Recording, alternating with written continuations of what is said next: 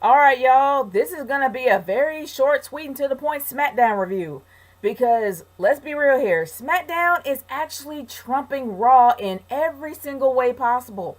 And here is how they're doing it.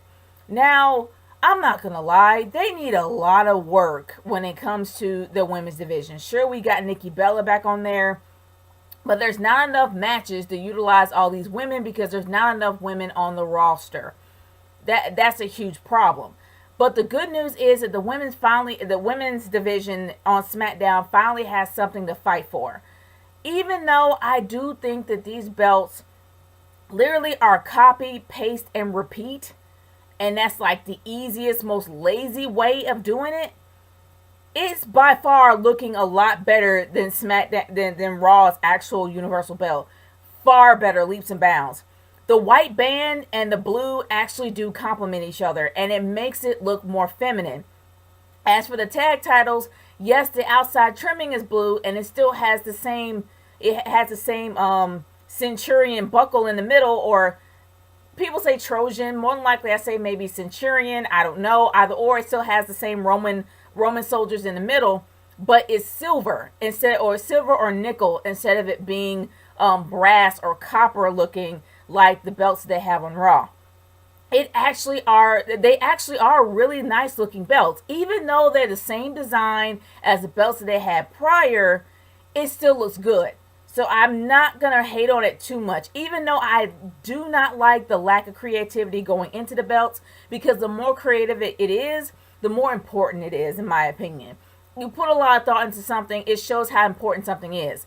But instead of them actually putting importance to the creativity of the belt, they did an even better job in making the belts look more important, even though if you don't like the design, whether you hate it or love it. For me, I think they look good. Even though it's not creative at all, or any thought was put into it.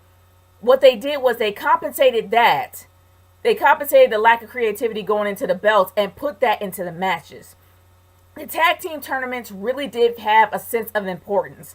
It not only made the actual wrestlers inside of the ring look good, it actually did promote the belt a lot more.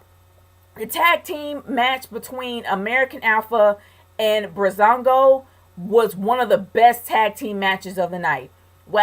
We've had a few, but by far that was the one that topped it. I was floored in how well Brazongo can actually keep up with American Alpha. They both came from I know they Tyler Breeze as well as American Alpha came from NXT. I am not sure about Fandango. He probably did. I don't know. But the thing of it is that they actually were able to keep up, and they made themselves look good. Even though Brazongo lost, it's still a huge plus on their end because they made that match look amazing. It wasn't one-sided. It wasn't a squash match like I predicted. It was a hidden gem. And I love hidden gems. I loved being wrong. And they did an amazing job with that tag team match because they made it seem more important. They made themselves look hungry in that match to get those belts. That's an amazing job that they did in that ring. And the amazing job on how they set up the tag team tournaments for the new belts. Now for the women's division, yes, they really do need work. They may have they may have a small amount of ladies in there. They only have about maybe 8 women on the roster. Yes, it's incredibly small, but they still have to make good with what they got, and they haven't done that yet. I'm not gonna lie, I do miss Eva Marie. I do miss her over the top entrances. But it's a shame that Nikki Bella didn't have a chance to go back and actually fight again. But we actually end up seeing a new aggressive side of Carmella, and I think it's due because honestly, the whole Staten Island gimmick is real played out. Even the crowd in Brooklyn when she came out for the 6-woman tag for SummerSlam was not over at all. It was like crickets in there.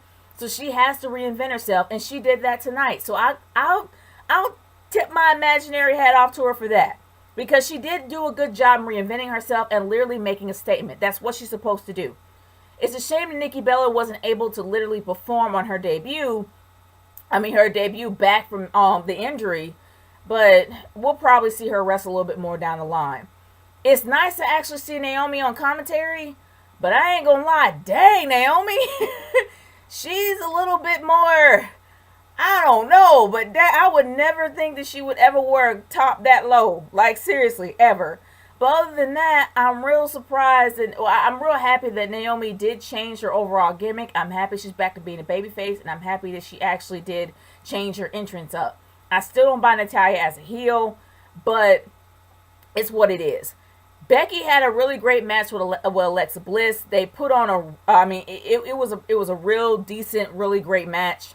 But it was something expected coming out of the both of them. It just seemed like any other match they would wrestle. Nothing special about it.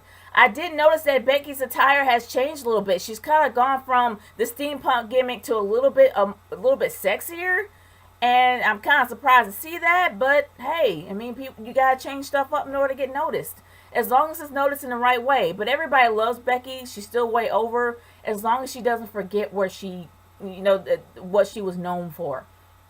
It's still kind of cumbersome and a little bit bothersome that Nikki Bella still has the same attire. You literally can see her vagina in those pants. I hate those pants. I still hate the really, really high cut, high trim down the butt pants. I hate them. Just like even though I love Eva Marie, I don't like the bikini. I just don't. I don't like the bikini look. I really don't. But I really do hope that they change their attire soon because they're really trying to take the women's division seriously. Instead of having a lot more sex appeal, they are trying to make themselves look serious. I'm not saying that you can't look good in what you wear, but at least be tasteful about it so people can take you seriously. Just saying. But other than that, SmackDown does need a little bit more work in trying to promote the women's division because they're not doing that very well. Raw is trumping them when it comes to that. But SmackDown is still lacking when it comes to that. It's no excuse for them only having 8 women. They need to do a little bit better with that. But moving on down the line. Good grief. I mean, we've had some interesting segments, especially when it came to Heath Slater. Heath Slater, I'm getting tired of this guy. I really do want him to disappear, but I really do like what they're doing with him. They're making him into an underdog. And they're doing a great job in doing it. This guy is hungry because he has 12 kids to feed and all this other stuff. And I know that's a running joke. But the thing of it is that they're making Heath Slater very hungry. They're making him very serious because he hasn't been taken seriously in ever. So they're doing a great job of making him an underdog. And he actually does have a tag team partner in Rhino for next week. So I think they did a good job with that. Now, when it comes to Dean Ambrose, I will always love Dean Ambrose. He is the funnest champion I've ever seen in a long time. He makes it fun to actually see the champion out there. It's not just the babyface winning. He's more like an anti-hero, but he makes it fun. I love that about Dean. He's hilarious in commentary. But moving down the line, AJ Styles is definitely turning up the heel roll. Like, I'm not gonna lie. I mean, he's getting a lot better at being a talker, but this dude is like putting it on like a level 11 when it comes to him being a heel. And of course he picks Dolph to pick on, but it's a shame that Dolph could not reach that brass ring at SummerSlam, and he still couldn't reach a brass ring tonight. But it still doesn't cut him short. He put on an amazing match with AJ Styles for the main event. And it literally put everybody on the edge of their seats. It nearly gave me a stroke. Well, not entirely, but my anxiety was pretty much on 12. But other than that, it was an amazing match. It really did make the world title look like it is worth something. They really did. That's the one thing I could say about SmackDown. Not so much about the women's division. The women's division is lacking and it needs work when it comes to promotion-wise. And these women need to promote themselves more in matches. They are messing that up. They're lacking in that. That's the problem. But when it comes to everything else, when it comes to the new tag team belts, when it comes to promoting the World Heavyweight title, they're doing an amazing job in making these belts look like they're worth something. By having such amazing matches with amazing groups of people and putting on such great performances that makes you feel like this is something worth rooting for. This is a reason why they're performing. It makes their belts look important, especially the fact that they're new. They did an amazing job with that, and I can't stress it enough. SmackDown is a far better show when it comes to performance-wise, when it comes to wrestling, as well as when it comes to promoting their people. They are doing a far better job than SmackDown could, than Raw could ever do. Except Raw is better with the women's division, but they're gonna need a little bit of work on that, and they're trying to find themselves. So I'm not gonna completely be harsh on them, but I am gonna criticize that a little bit. But other than that, guys, I think it was a great way to close it off. I think the tag team match was amazing. I like Becky versus Alexa Bliss. They still need work with the women's division, but it's really too young to tell. And I think that they're going to do a great job, and they're going to surpass Raw in the very end. That's just me. But y'all, I want to hear your thoughts about this. Leave a comment in the comment section below. Let me know how you feel about SmackDown tonight. And also letting you guys know that I did record my Q&A. It's going to probably be put up either on Saturday or possibly on Friday. So stay tuned to that. But other than that, guys, I am done here. Nature Girl 30 signing off. Peace out. Later.